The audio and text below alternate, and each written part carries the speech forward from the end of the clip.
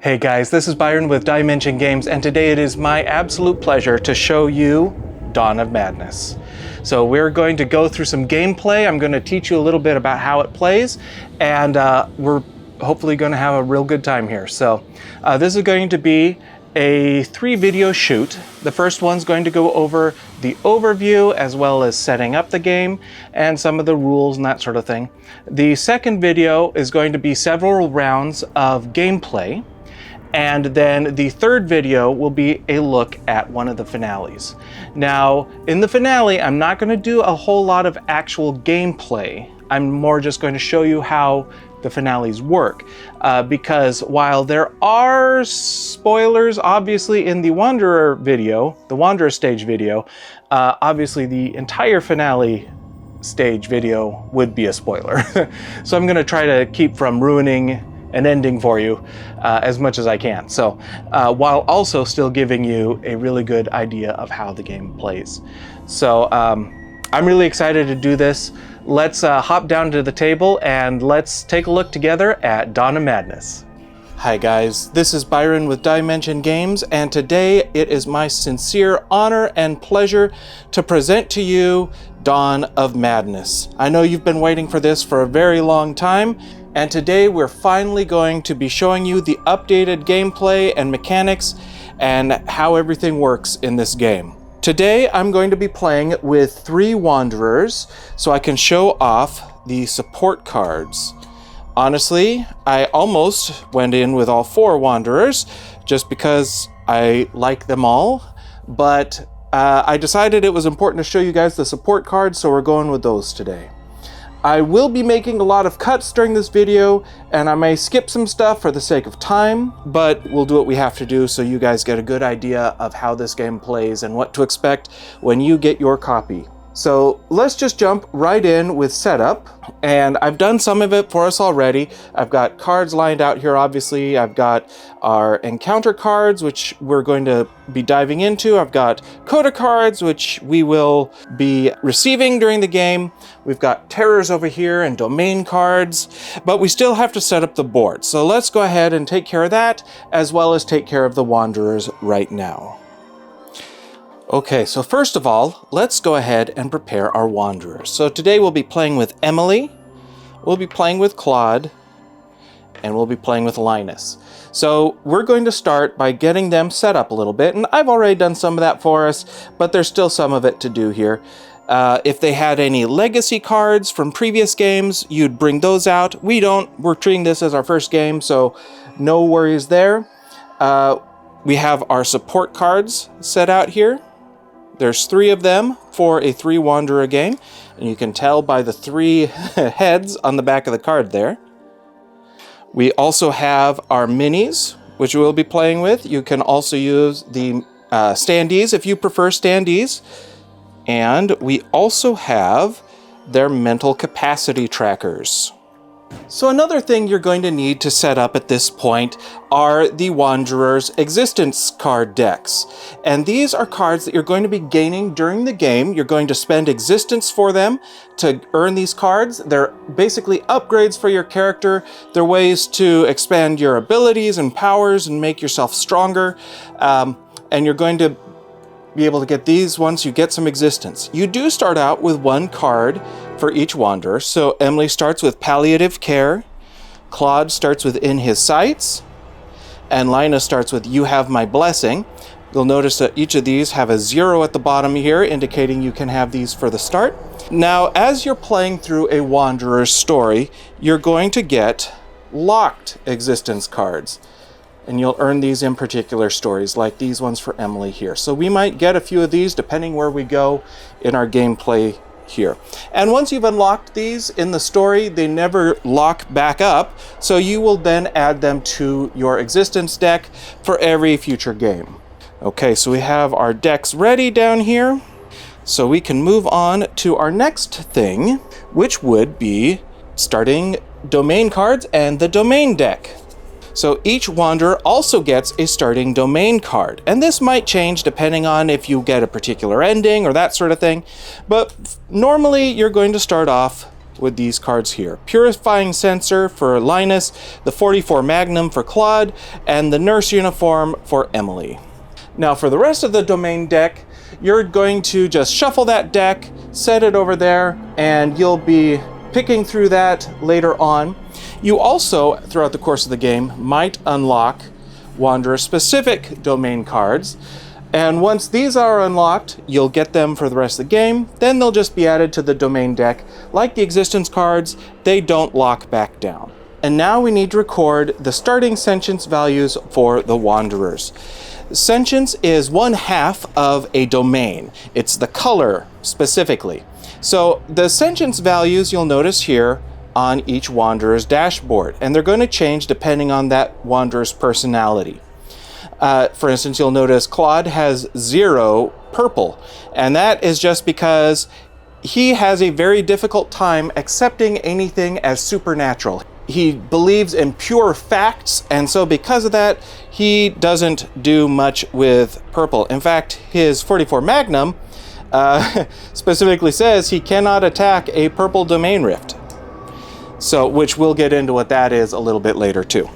But our starting sentience values, for the most part, will be these values here on the dashboards, unless you have a card from a previous game that's going to alter these, like a Wanderer's Finale card or that sort of thing, which is possible. But for the most part, we'll just go off these values here. And to do that, we're going to use this. This is the Sentience Pad. It's a new component we haven't talked about a whole lot. You guys might not even know exists, but here it is.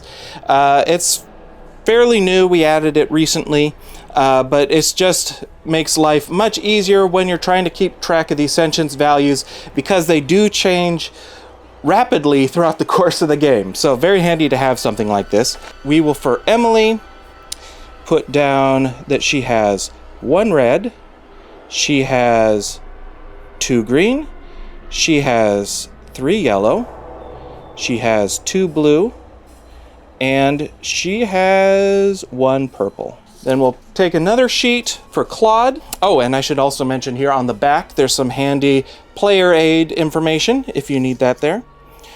So Claude has 3 red because he likes to shoot stuff. He's got 1 green, he's got 1 yellow, he's got 3 blue because once again, he's also very analytical, and he has 0 purple. And then last of all, we will do Linus. And Linus is going to get 2 of everything. He's very balanced at the start of the game. It's not going to stay that way, but he is for now. Now we need to get our starting domains. So to get our starting domains, we're going to look at the sentience dice here, and we're going to roll this number of dice to get our starting domains that we're going to be able to use at the start of the game. So let's go ahead and do that now. We'll do that for Emily. So let's go ahead and roll these now.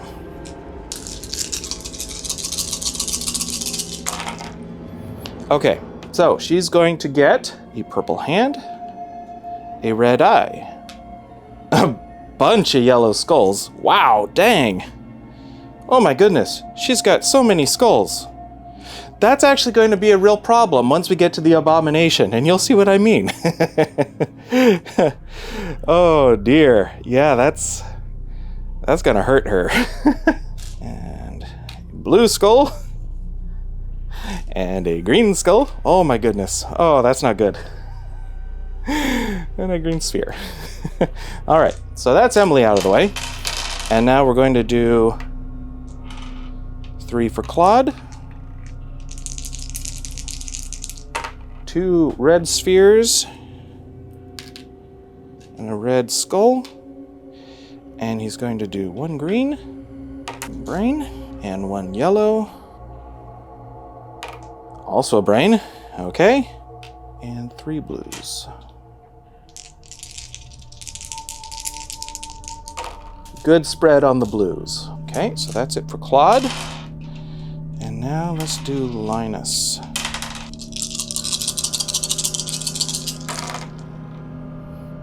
Oh, wow, it's a lot of eyes. Okay, so that's Linus's starting domains.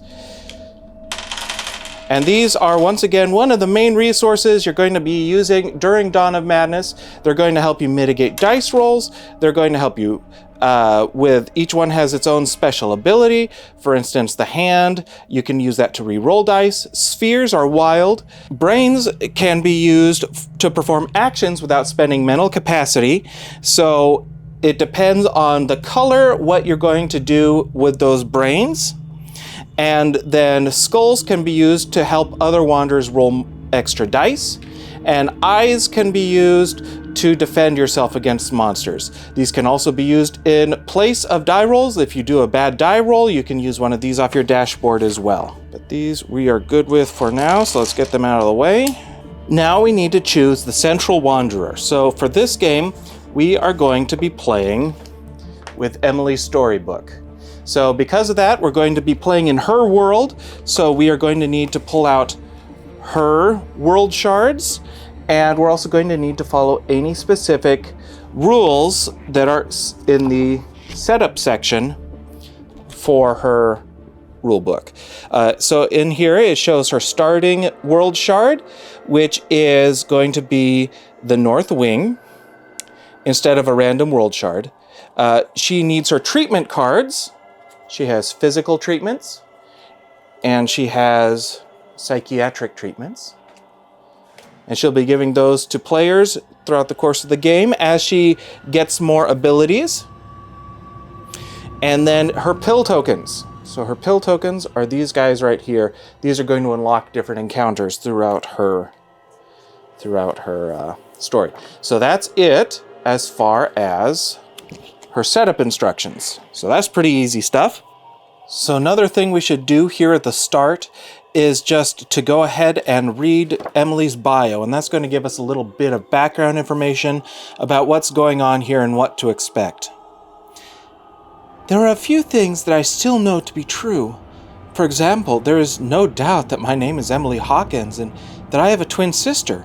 I know I'm a nurse at Lockwood Asylum, where my sister is also a patient. And I know that I served as her caretaker when we were younger. But after that, things begin to grow disjointed, almost nightmarish.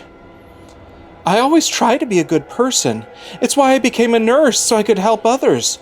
Well, that and perhaps as penance for my failings when I cared for my sister Laura. I feel like things were particularly challenging for us during that time. I'm just thankful we've been able to rediscover each other at Lockwood. Laura is a part of me. She always has been. And when she wasn't there, it felt like a gaping chunk of my soul was missing. So now we are ready to do the game board. So let's go ahead and do that now. So we're just going to, well, obviously, unfold the game board. If you haven't done that already, we're going to take out the world shards, just shuffle them up, and then randomly place them in each of the world shard slots. Next, we are going to prepare the round tracker down here. And to do that, we're just going to put one round tracker in each of the slots.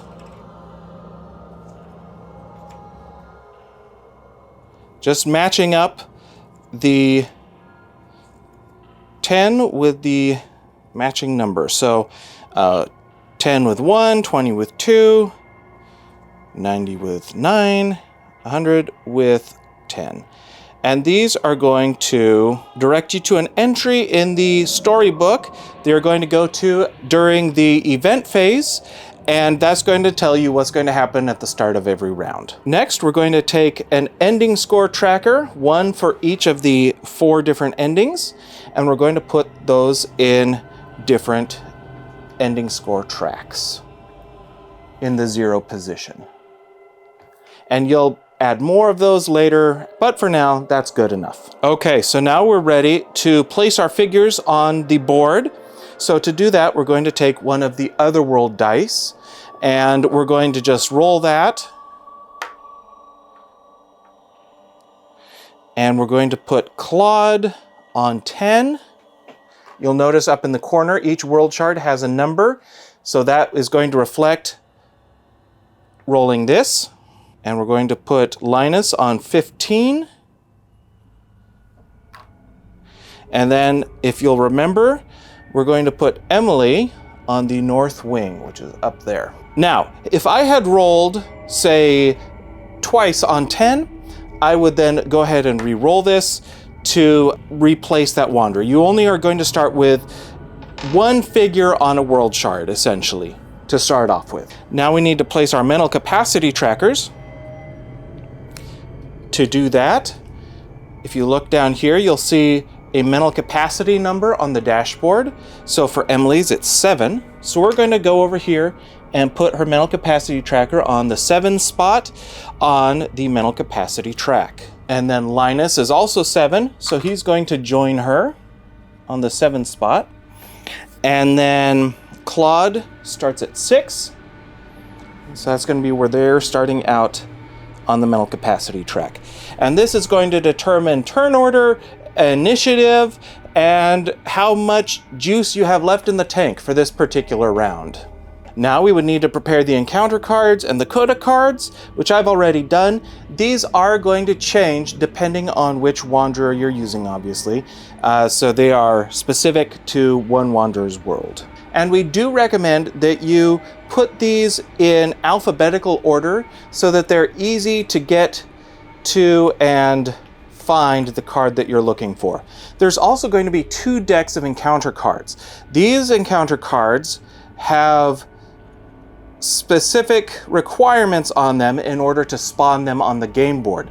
So it's a good idea to have these in their own little separate deck, just for ease of access. And now we're ready to prepare the Abomination. So first of all, we would have to choose the Abomination we want to play against. In this case, we're going to play against Masquerade Bliss. And we're going to roll the Otherworld die again to see where Bliss is going to end up going. Bliss is going to go on 6, which is, oh, dang it. That's a terrible place for her to start.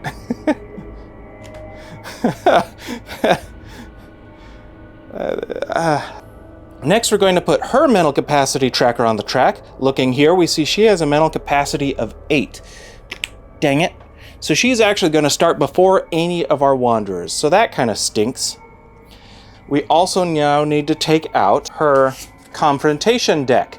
Each Abomination has their own unique confrontation deck of 10 different cards. You're just going to shuffle these cards up, flip over the first one. This is going to be the first card that both you are going to try to hurt her with, and also that she's going to try to hurt you with. To hurt her, you're going to look at these 3 domain symbols up at the top. If you can successfully do a confrontation action against her using those, then you're going to get 1 existence as a reward, and you're also going to do 2 damage to her. On this card, you also have the number of Devour tokens she would spawn if we were using the Devour rules, which we're not going to for this game. This would be an action she could take. It would cost 1 mental capacity to do it. And this ability is going to activate whenever it says to resolve the active confrontation card. When activating her, you're going to move in order from top to bottom. If you can't do the top, you'll do the next. And if you can't do that one, you're going to go to the bottom one. Also along the side here, you're going to have her specific rules regarding Devour tokens. You're also going to have her specific rules for if a Wanderer dies, and at the bottom there is a passive ability that's going to come into effect throughout the entire game, and she doesn't have to spend any mental capacity to do it. And that's a similar layout to what a Terror card is, or a Malformation card, and that sort of thing as well, but we'll go over those a little bit more later on. And then if this weren't our first game, we would also want to pull out the Family Lineage card. The Family Lineage card will tell you if you did really poorly in a previous game, specifically if there is a token in with it that activates one of these other abominations. Each family of abomination has 4 other members, and if you don't beat them in a previous game, then you're going to have to take their nasty effect, and it's going to be in effect throughout the entire game, and it will remain for all future games until you're able to successfully defeat that abomination. Since this is our first game though, we don't have to worry about the lineage card. If we were using the Devour optional rules, we would also at this point pull out the Devour deck. Now, there would be 10 cards that would be specifically for her, And then there would also be a number of cards that are just generic Otherworld cards. You would take her specific deck and then the Otherworld cards, and you would just shuffle those together to create the Devour deck. You would also want to have the Devour token somewhere easy access nearby. But once again, since we're not playing with that rule, we don't have to worry about those things. Now we will prepare the Terror deck, which once again I've already done. It's this deck right over here. To do that, you're just going to shuffle together all of the Terror cards except for the 3 Terror cards that specifically relate to this Wanderer's world. Those you're just going to leave out along the side, and those are going to come out during the event phase. Those are going to come out at other times during the game, and they're not going to come out through a normal drawing of a card. Now you also will probably notice that you're able to see what's on the top of the deck. That's okay. It's just going to show you which monster you want to pull out. It's also going to give you the story for that monster if you want to read that. And then when you flip it over, it'll show you mental capacity and health and reward for getting it, passive ability, action sequence, so on and so forth. So you don't really know how nasty a monster is unless you've played against it before until you flip it over, so there is still a little bit of a surprise element there. Next, we would prepare all the token pools, which I've once again already done. We've got our Domain Rift tokens over here, our exhausted and completed tokens, and then there's health over there, and existence tokens over there, and other tokens here, there, and everywhere. So we don't have to worry about those. We would also need to prepare the Malformation cards. There are 3 Malformation cards for each Wanderer, and these are going to sit near each Wanderer.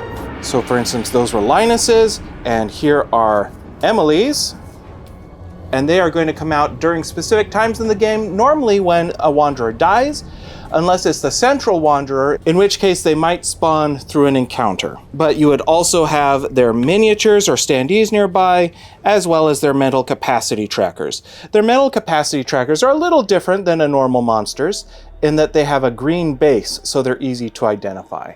So just have those in a stack nearby, along with the Terror ones, which have a more orange base.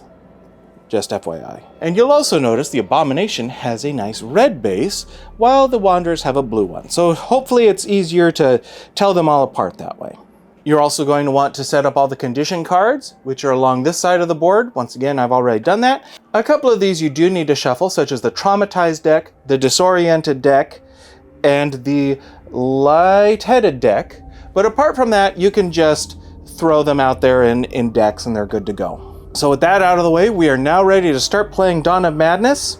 So why don't we jump into the first round? Okay, so that's how you set up Dawn of Madness, and that's kind of an overview. That's a little bit of how the game works. So what do you say we jump over to the next video, and in that one I'm going to show you a couple of rounds of gameplay, and let's see how we do on that. Fingers crossed. See you in the next one.